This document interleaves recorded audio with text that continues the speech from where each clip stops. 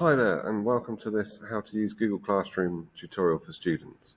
Okay, some of the students I have still struggling to understand quite how to upload their work successfully and how to complete quizzes successfully. Okay, so I'll talk you through that today with this little short tutorial. Okay, so the first thing I want to show you, if you're not sure about or don't know about, is over next to where it says Google Classroom are 3 lines. If you click on those, you've got a to-do list. If you click on your to-do list, you get like a calendar event of all the tasks that you need to do and when you need to do them by.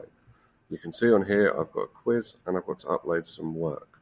So if I talk about uploading the work first, if I click on upload work, now what I've got here is learn how to upload your work to Google Classroom. That'll be my task. And over here I've actually got a slide that's been attached by my teacher. So if I click on this, this will be my one, so I can add my work to this. So it could be a question of opening up some photographs and importing them into here, or it could be that I write some information on here. So here is my work. Hope you like it and give me a good grade. So I'll make that really big so it stands out. Do this. If you've never used slides before, we'll do that. So there's my work. Obviously I can put some pictures on it. I've got that. Okay. And etc. You know how to do the work, whatever the work is. Now, at this point, what I want to do is go back, and it should say test student events mood board in there. It should be saved in my class. So when I come back to the task, if I go onto this task here, when I click on this, if I close it actually, if I click on this, this should be where my work is. So if I open it, my work is there. I haven't had to do anything. It's saved automatically because it's a Google slide. Too easy. Now, sometimes your teacher might not give you work here, so you have to add it. So you click add.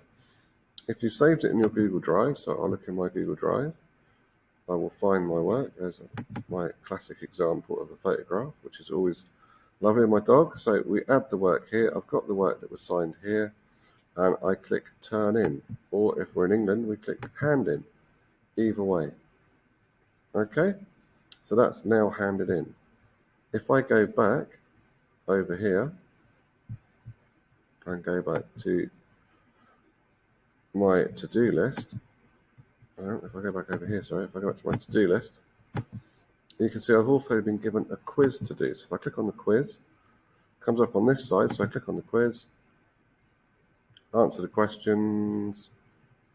So what should your first page of artist research have on it? All of the above, which is the name, information, opinion, examples of the work. How many photos should I have in a contact sheet? The answer is 30. I'm doing it well. What should you add after your contact sheet? Information, best 4 opinions, and all of the above. So I'll do that. What is the response to the artist's work? Your own copy of the artist's work using images from the internet? No. Your own version of the artist's work using edited photos? Your own drawing? Says option 2. And what can you use your artist research for? Nothing, or help with initial ideas. Okay, done. So I click submit, and I can view my score. So what did I get? I got 100%. Fantastic. So what I would do then is literally close that, close the quiz. Over here, I've done the quiz, and it's already done for me. Literally nothing else I need to do apart from take part in the quiz. So that was too easy. So I go back to my to-do list now, and you will see that all my work is done. So I have a lovely weekend and enjoy the lovely weather we're looking forward to. Okay, hope you've enjoyed watching this how to upload work to Google Classroom, and hopefully that helps you with any problems you may have. Okay, thanks for watching. Bye.